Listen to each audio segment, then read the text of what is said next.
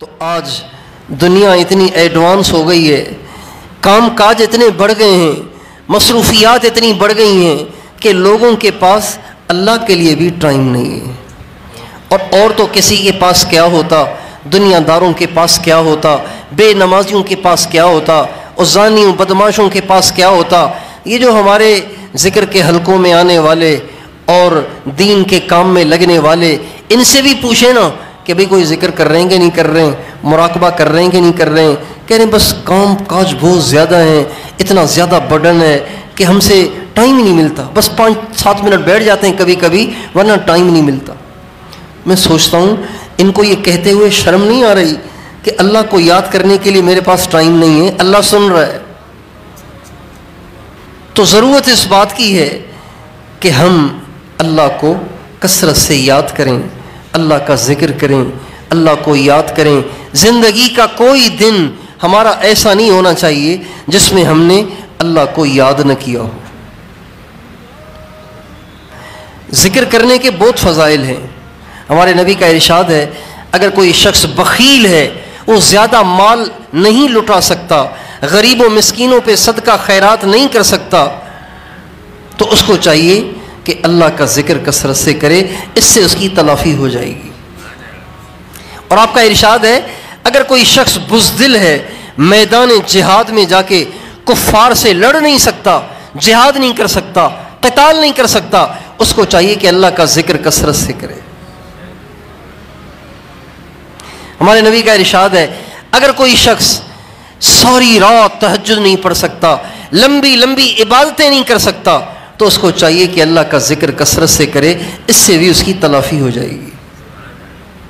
اللہ کا ذکر اتنا عظیم الشان عمل ہے، اور مشائخ کہتے ہیں اللہ تعالیٰ نے ہر چیز کی ایک حد مقرر کی ہے۔ نمازیں 5، روزے رمضان کا مہینہ 29 یا 30، زکوٰۃ 40واں حصہ، حج زندگی میں 1 دفعہ، لیکن اللہ کا ذکر کتنا کرنا ہے اس کی کوئی حد ہی نہیں۔ آپ دیکھیں نبی پاک علیہ الصلوۃ والسلام جب بیت الخلاء میں جاتے تھے نا پیشاب کرنے کے لیے، قضاء حاجت کے لیے، جب باہر نکلتے تھے نا تو نکل کے پتہ ہے کیا دعا پڑھتے تھے؟ غفرانک، اے اللہ معاف کر دے۔ یہاں معافی مانگنے کا کیا موقع ہے؟ بیت الخلاء میں کون سا جرم کیا ہے کہ یہاں معافی مانگی جا رہی ہے؟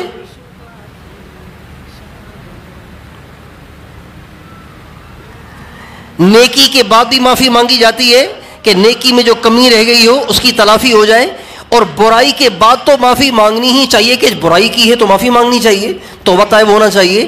لیکن بیت الخلاء میں نہ تو کوئی نیکی کی ہے نہ کوئی برائی کی ہے، تو بیت الخلاء سے نکل کے غفرانہ کا کہنے کا کیا مطلب؟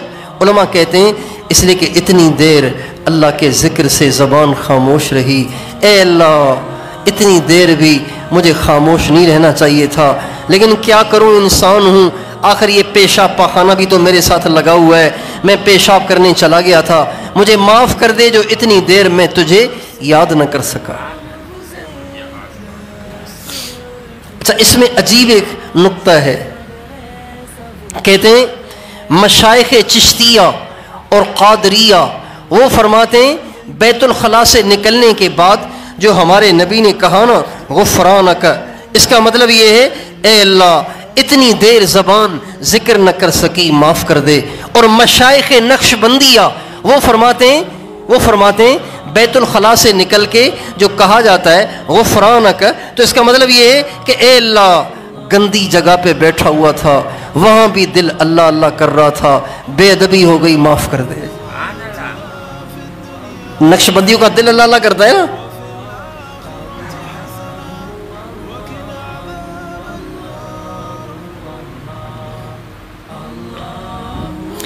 اور ذکر کرنے کے فضائل تو بہت ہیں، لیکن سب سے بڑی ذکر کی فضیلت پتہ ہے کیا ہے؟ سب سے بڑی ذکر کی فضیلت پتہ ہے کیا ہے؟ اللہ تعالیٰ فرماتے ہیں فَاذْكُرُونِي أَذْكُرْكُمْ، میرے بندو تم مجھے یاد کرو میں تمہیں یاد کروں گا۔ یہ تو انتہا ہو گئی نا، اس سے بڑی تو کیا بات ہوگی کہ ہم گندے بندے حقیر فقیر اللہ کو یاد کریں، اللہ ہمیں یاد کرے. اللہ اکبر.